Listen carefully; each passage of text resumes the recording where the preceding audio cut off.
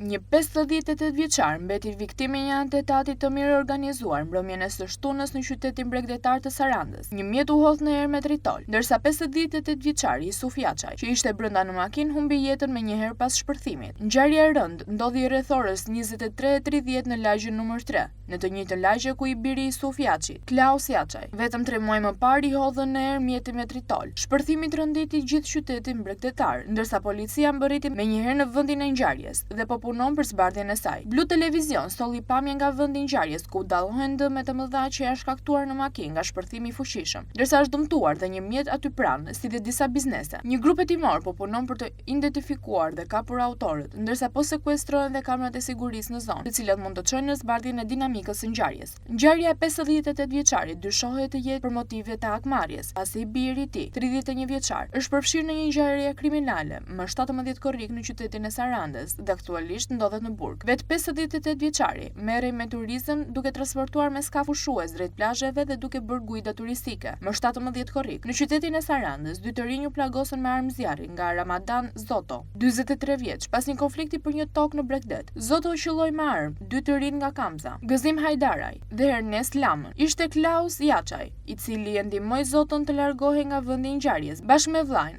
Erjon Sanaj, 36 vjeç. Klaus Jaçaj u arrestua vetëm një javë pas ngjarjes, ndërsa vetë Ramadan Zoto ranë në branga në datën 22 gusht në qytetin e Korçës. Por vetëm 2 ditë pas arrestimit, Klaus Jaçaj ju hodh mjetin në erë me tritol. Makina ndodhej e parkuar, por në lagjen numër 3, ku sot i vran baban. Por 31 vjeçari nuk ishte në makinë. Shpërthimi me tritoli 22 korrikut në mjetin e Jaçaj mbeti një ngjarje pasbardhur, pasi nuk dihet nëse është thjesht një paralajmërim apo atentatorët dyshuan të ekzekutonin të riun i cili ishte ende në kërkim, ndërsa sot u hakmorën duke i vrarë baban.